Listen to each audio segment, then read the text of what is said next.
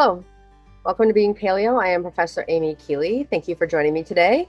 Again, the idea of being paleo is to look at ancient philosophy, ancient art, ancient food practices, and ancient lifestyles to learn wisdom from the past that we have lost with this modern construct. And again, it's time to admit that everything around us, it's time to look at progress and say progress has not helped us. It has failed us, actually.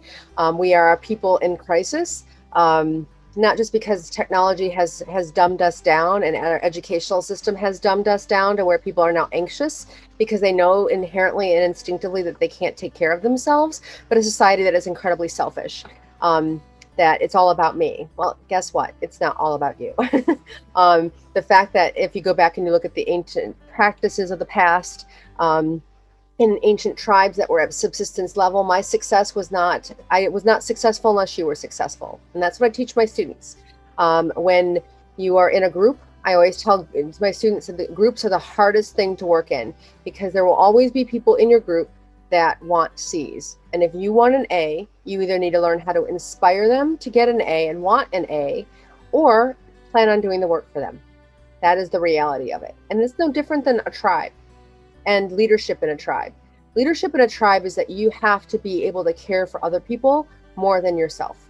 And that's why true leaders are people who are selfless, have no boundaries, are wise by knowing that their details are important and can look at things from 30,000 feet and that higher, more executive function of looking down with perspective at what's going on a higher level in society or within your organization or whatever, but also in the details, because life is in the details. And what has made me a good marketer and win awards for my marketing is that I'm very aware of details. I'm always watching people. And as I shared in my last video where I opened my soul up and gave you some insights into how I am the way I am by being an abused child, but not feeling like an abused child. I truly do not identify as somebody who's been emotionally, physically abused because that's not who I am. That is something that happened to me. So hopefully I can help people understand what true leadership is, because what we have in our government today is not leadership. Those people don't care about you at all. And even sometimes your families don't care about you. And that's where I'm at in my life too, is rejecting not just this modern notion, but people who believe in it. People who are selfish, I have no need for you. You're not really a part of what is an ancient wisdom or an ancient tribe. Ancient tribes, again, at a subsistence level, everybody has to succeed for you to succeed. And that means caring about other people more than yourself.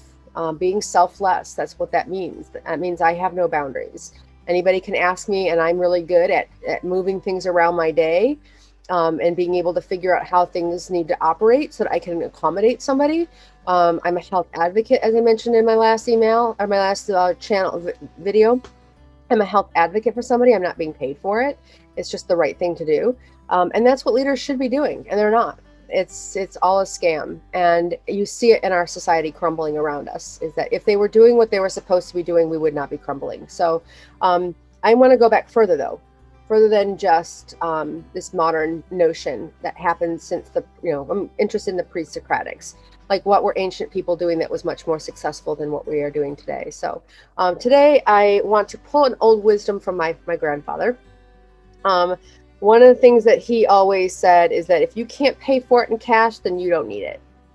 And we saw that in the 2008 market crash, where people were losing their houses. And I was living in an affluent area in Michigan, and people's homes were going up for sale all the time.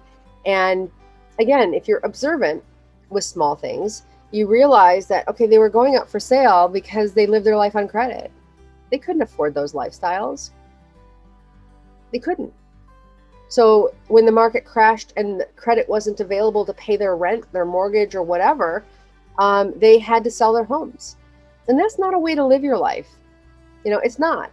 We live in this world of instant gratification. Oh, hey, here's a credit card that you can buy things on. But just because you can doesn't mean that you should. So I grew up with a grandfather that came from the Great Depression, who they call it stretching a penny, which means that, very frugal. And I myself am very frugal as well. And I'm becoming more frugal as we speak, where I'm, like I laughed at myself this morning as I was taking the toothpaste. It's like anybody else would throw that thing of toothpaste away. I'm squeezing up the sides, squeezing from the bottom, getting the top, pushing it through to scrape out that last little bit. Because in an entitled society, I'd have just tossed it out and not worried about whatever's left in there. But in my frugal mode, I paid for all that. And I'm going to use every bit of it. But that's actually better for our society to use everything, instead of wasting even that last bit of toothpaste that's in the toothpaste container, and then recycling the toothpaste container. So, I think back to the fact that we live on credit. I was watching a friend on Facebook who had taken her daughter on vacation for her birthday, and the daughter at 21 was buying a Louis Vuitton handbag, and I'm like, are you kidding me? That's something that you earned, she's not, she came up with this, lives in the same, she's got like an average job. This mother is not a spectacular wealthy mother, and these kids are not wealthy children.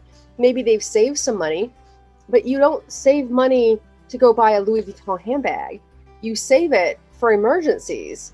And why we now have a nation of people who, when companies got away from pensions, it was, hey, come work for us, we'll give you a pension, take care of you the rest of your life. That tribal mentality of ancient wisdom.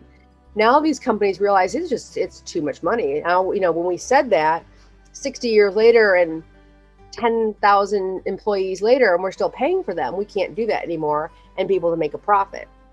And you'll never see a leader in the corporate world take a paycheck cut, except for Lee Iacocca was so confident in his abilities to lead Chrysler out of the crisis that he took $1 paycheck. And I know no one's going to want to hear this, but I can't not say it because it is true. Donald Trump took $1 to be president.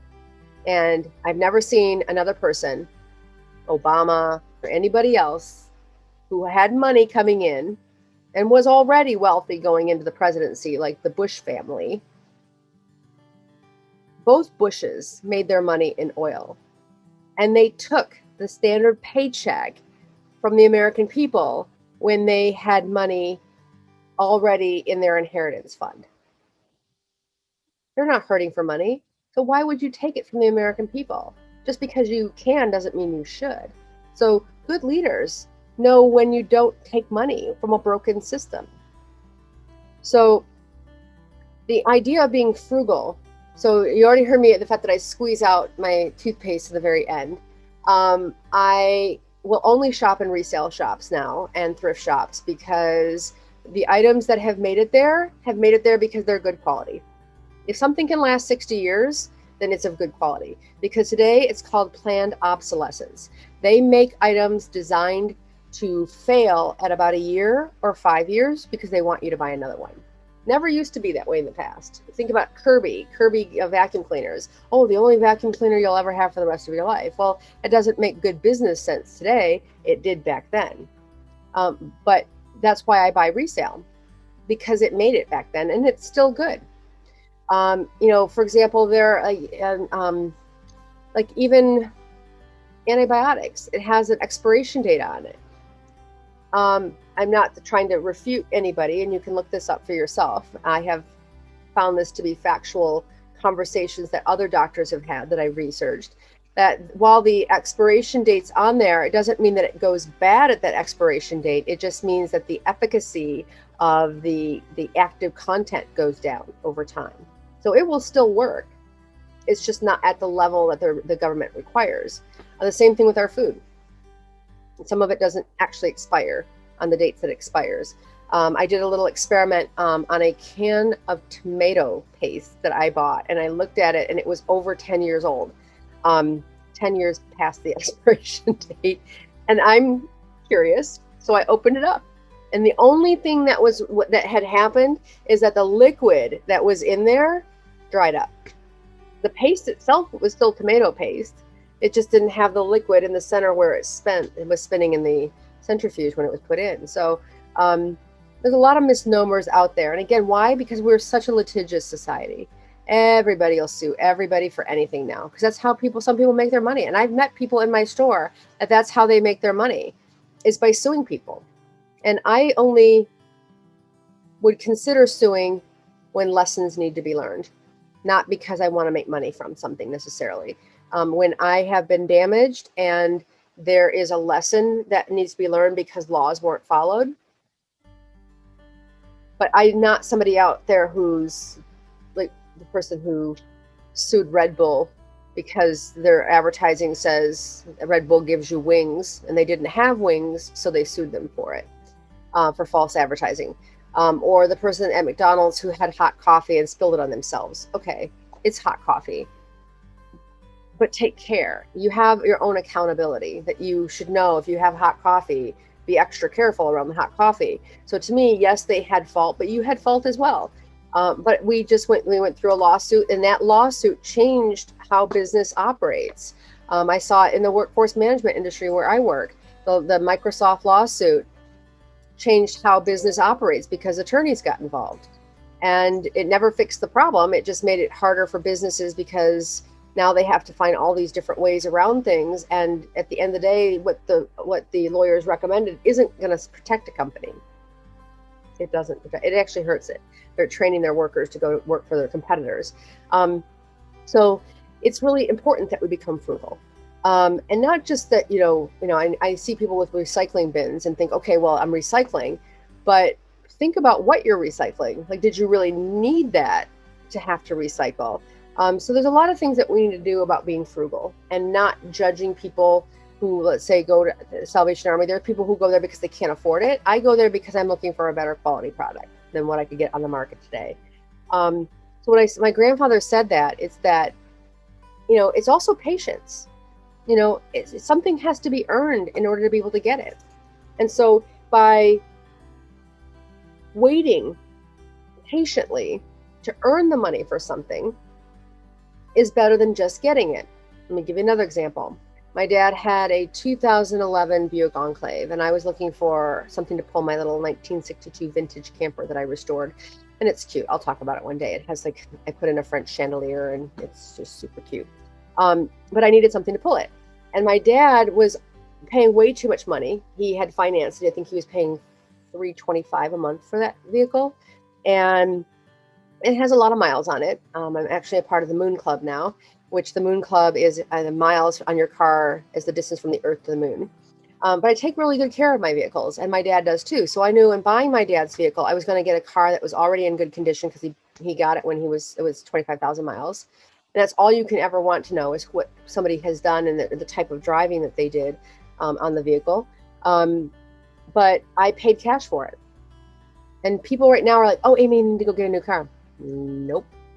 I have a fund set up for fixing broken parts, because what I've realized is that if I take good care of it, and if, let's just say, I put $500, $800 in it a year, I'm just covering the finance charges that I would be paying on $300 a month. So what we're not factoring in is the finance charges that you're paying. Now, people got into lease vehicles. Well, lease vehicles used to only be half of a car payment. I don't know if people realize that. And then when it became popular, it's like, well, wait a minute, we're just going to charge the same rate as, if you bought the vehicle. Well, there's a big difference between owning and leasing something. Leasing means you always have to make sure that your credit is up to date. Nothing can ever happen to you. You can pay overage on that vehicle. It's not really yours. All because you want a new aesthetic every year. I want to have the option of getting a new vehicle every year, a different kind of car. You know what? Just get used to what you do. Like what I do is I buy early in the model so that I have several years before they change the model, before somebody even notices that I'm driving an old vehicle. And I get compliments on my car. People think it's in great shape, no rust on it, nothing like that. Because again, I take good care of it. So the old adage is of if you don't to not pay cash, or to pay cash for something and not credit, is to earn it, to live frugally. I mean, I look at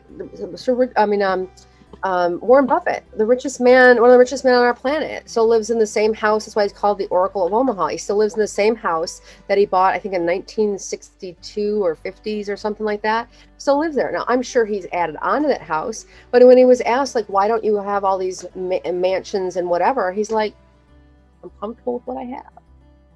And that is the secret to success, is to live under your means and be happy with what you have. Don't worry about what the neighbors have or what they don't have. It's just be okay with what you have. And stop worrying about what other people think of you. If someone looks at my older car and wants to make a judgment on me, I don't care. Warren Buffett doesn't care about his house, what you think of it, because it's not important to him. So just making sure he's comfortable in life and he has what he needs in life is what's important. I have actually, as I mentioned in my last, where I was opening my soul up to tell you some of the negative things that have happened in my life, even when I went down to that house in Detroit where, it was 2 rooms out of an abandoned house, it was well appointed. It looked like a Parisian apartment, because it doesn't matter that you're in an abandoned house. If you have rooms that you've decorated and you've made them your own and they're warm and they're comfortable and you live comfortably, doesn't matter if the house, there might be some safety issues there, obviously, but they've lived there for quite some time. So it was an older house. It was built with quality and it can withstand certain things happening to it. There's a big building in Detroit called the Russell Warehouse that it was all his artists were living in there, and the city wanted to come in and condemn it. And the artists said basically, screw you, and took them to court. And they were able to live there. Now, they probably had to sign waivers of liability and that they wouldn't sue the city if that happened. But it's such a well-built building, and they'll look at today's codes and say, well, it doesn't match today's codes. Well, if you even knew how poor our today's codes are, and let me tell you, I actually, for a reason I won't go into right now, have had to read at least 6 of the laws that are out there. One is the Uniform Construction Code. It is not, and the Michigan Residential Code. They are not up to the same quality levels that they used to be. And I have building officials who have told me that the homes that were built in the 1940s are more solid and better quality than the ones that they're building today. So again, even the older homes mirror, the society. And then ask yourself, and the people are looking for these bigger and better houses that are bankrupting people. Why? I thought about that. We were talking about that the other day with one of my friends. And why houses are getting bigger is because people are living in their houses. The smaller houses from the 1940s weren't in their houses that often. They were outside on their porches and their decks and playing with their kids and down at the parks and going on camping trips. And they just were never in their houses. And now, because we're tied to social media, we're tied to our computers and our technology, we don't get out as much. We don't see our neighbors. We're not in our property. We're in our houses. And so you want to have this large, comfortable house. Well, I have a 1940 bungalow. I'm happy with it. There's even rooms that I rarely see in my house. I rarely go downstairs. I sometimes feel guilty as being a single female in a 4-bedroom, 2-bath house. But I don't. I use every room. It's decorated aesthetically. I've been here for 18 years. And so, again, thinking about how you spend your money and what you spend your money on is thinking about this idea of progress. It's that you can easily be sold. I can easily be sold. And I'm a marketer. I know the strings that they're pulling behind the scenes. That's why I turned off TV 25 years ago when I realized I was being so influenced by advertising and how sophisticated it had gotten. Is that if I'm being sold it, and I'm the one who, like I said in my last video, I'm starting to be very honest. I probably would write a book with this title. I don't know. But I said, marketers, we create the bullshit you people believe. It's an industry thing. It's what we do. We take all this knowledge that we collect from demographics and data and trends, and we predict the way you're going to think, and we look at the product and say, what are the benefits of it? And then we sell it to you. That's what we do. So we're more acute to the strings that other people are pulling in their advertising campaigns to get you to buy. So I hope to bring that knowledge to Being Paleo to help people reject the idea of things. And one is your credit cards and financing a car. Pay for it with cash. Earn it. It's been liberating not having a car payment. I mean, seriously, I don't have a car payment. I just have a little fund that if anything goes wrong with my car, I cover it. I go buy the parts from Rock Auto, where all the GM engineers buy their parts. And then I found a place that, I can take those parts and they will install them in my car. I don't have to pay the markup on the product. So you have Rock Auto that puts a markup on a product that comes from, let's say, GM as an OEM product. They put their markup on it. If I were to go to a Midas and buy that part, they're going to put their markup on it. Where if I either buy my part, which sometimes I've gotten my parts from GM directly through my friends, but if I'm buying them from Rock Auto, then I'm not going to pay as much. And if I take them directly to the collision shop or the repair shop I want to take them to, then I'm not paying a markup on a markup on a markup. I'm being frugal. So I'm building relationships around me that will allow me to make decisions that are cost effective. So I share that with you today, and I'll unpack that in a more longer lecture where we actually show you more details on how to be able to make yourself more frugal in your thinking, and how to reject the thinking that you have in your head when you want to buy something that's desire. I, as a marketer, know that they spend a lot of time trying to figure out how to get into your limbic system, which is your unconscious, so that you are making desire, you're making changes based on a desire that they have created for you. So the first step is to be aware that is what's going on, and to learn that buying something with cash and saving up for it is more rewarding in so many ways. So we'll unpack that, but that's an ancient wisdom that I hope that you start to employ right away, and start to think about how you choose to spend your money and being a lot more frugal with your money, because it does go a long way, and you should be keeping your money, not giving it to other people. And one example would be on your taxes. I don't think people realize that when you get a refund on your taxes, that means that you have given the government an interest-free loan on that money for a year.